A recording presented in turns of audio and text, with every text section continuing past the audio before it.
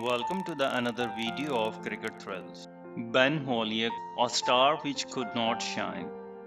Ben Holyoke was born on 11 November 1977 at Melbourne, Australia. The death of Ben Holyoke in Australia at the tragically young age of 24 happened at a time when his cricket career looked ready to ignite again. The Surrey all-rounder was recalled to England wonder side, delighted to have been handed the chance he had long craved to compete for a place in the World Cup 2003. Ben Holyoke has signed another year's contract with Surrey after assurance that he would be given responsibility with bat and ball to repay the club, and his elder brother Adam Holyoke as captain for the faith they had shown in him during some lean season. In 2001, he scored his maiden championship 100, which he and his supporters and critics all knew had been long overdue since his euphoric England debut back in 1997 at the age of 90. There was a gap of 6 years between the Holyoke brothers, but they were very close, with Adam relishing his roles as Ben's cricket's mentor and confidant. For Adam Holyoke, the loss will be a shattering blow. Ben Holyoke had enormous potential unfulfilled, but he was just beginning to break through. He had an attractive personality, he was a complex character, but it was difficult not to warm to him. The contradiction in Holyoke's career became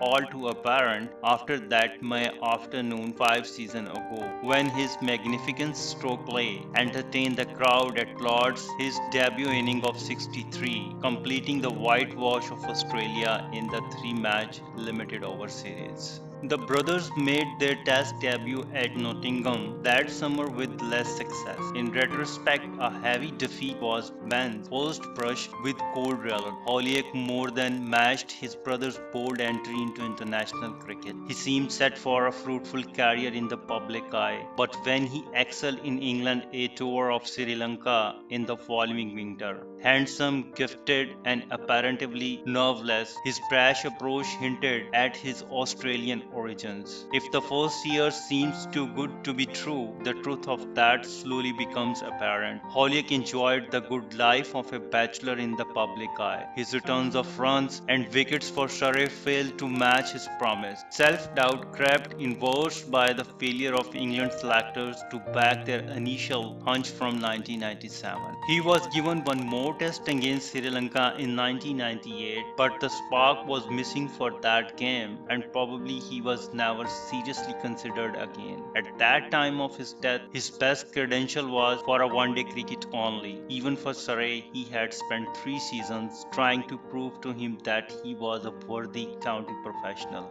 Perhaps on the circuit there were players who reckoned he was flashy and overrated, and perhaps he was wondering if they were correct. That was until 2001. The Duncan Fletcher, the England coach at that time, admired his all-round potential as seams bowler, batsman, and top-rated fielder, selecting him for the tour of Zimbabwe. Ben Holyoke's death was the second car crash tragedy at Surrey, as 5 years ago, Graham Kersey, he was Alex Stewart's wicket-keeping understudy, was similarly killed also in Australia. At the age of 19, Ben became the youngest player to represent England since Brian Close in 1949. Another record whence he played alongside Adams, and they became the first brothers to play an international for England since Worcestershire's Peter and Dick Richardson in 1957. David Lloyd, the England coach, when Holyoke made his international debut in 1997, he said,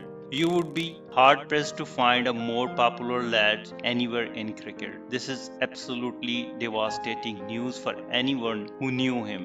Many of England cricket players who were playing against New Zealand at that moment in 2002, they would have grown up with him in junior cricket or played with him at Surrey. He gave you the impression of being a laid back lad, but there was no one who worked harder at their game than Ben.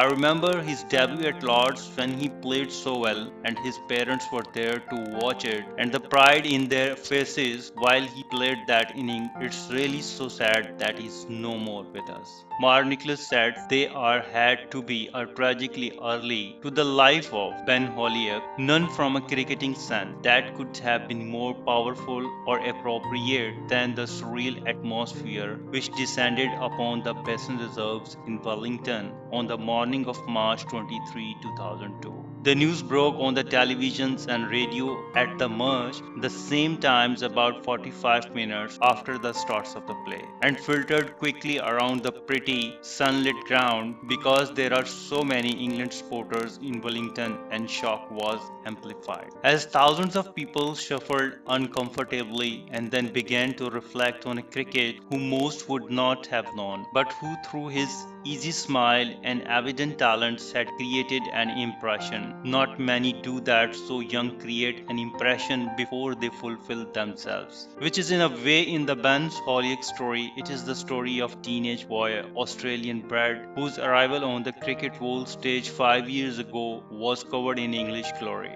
A boy who brushed Shane Warne and Glenn McGrath around Lords in one-day international, did the same to the Kent in a cup final, could bowl with fire and field with feline grace. He looked great, loved his new life and won friends, for thankfully it was the same Ben who emerged from the other side of the fanfare, a charming, thoughtful and honorable character who gave of himself to others. The sometimes swaggers and the laid-back style were a confusion.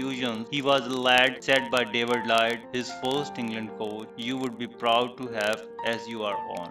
And of course, Ben was cool, and because of it, Ben was the box of. The snag was that his cricket did not get any better. In fact, he was out of the England side almost as soon as he was in it. Suddenly, county cricket became a struggle of vindication, so much so that even his place in the Surrey side was threatened. People said he should move away from London's bright lights. You know, the cozy arms of his big brother and the cookie Surrey dressing room. But those people misunderstood Surrey and underestimate the family that the club has become. The Oval is not the grudging, old pro-driven horde it once was. The Oval is no longer hunted by the past, but instead pursuing the future with Voyager and Flair. And Holyoake minor elder brother Adam is the Surrey captain and hopefully will continue to be. So enjoyed all that along with the trapping of big city life admittedly. After filtering with the idea of a chance, he concluded that the grass would not be greener elsewhere, which is why recently he signed a new contract with his adopted country. He was back in the England fold, took a key component in the group of 15 or so that the selectors identified last summer and were to stick with until the World Cup 2003. At the age of 24, the next model of Ben Holyoake was to emerge, less glossy perhaps, but less flightly. Too was to emerge, but will not now. There was a minute of silence in his memory and the whole ground stirred. The New Zealand players who had sent flowers and a signed card to the England dressing rooms bowed their heads. England players screwed up their faces, and then, as they walked out to play, Mark Butcher and Groundthorpe chose sunglasses to hide their tears. They of course are part of that successful and united Surrey dressing room. For the next hour and a half, England bowled out with credit and patience, but without luck. The bat was beaten, appeals after appeal was refused, a catch was even dropped, but the team held their nerve consciously. No doubt of the wider and more relevant thing that had hit them so hard the day before. In his press conference, Nasir Hussain said that when talking to his players, he would ask them to remember they were professionals and try to play like it. Well, they did on all the counts. The character of the England cricket team was severely examined that weekend, and it passed impressively. The pain though will not fade easily, which is a measure of the fact that the colourful and genius Ben Holyoake, who was died in Perth just after midnight on March 23, 2002, had on their lives.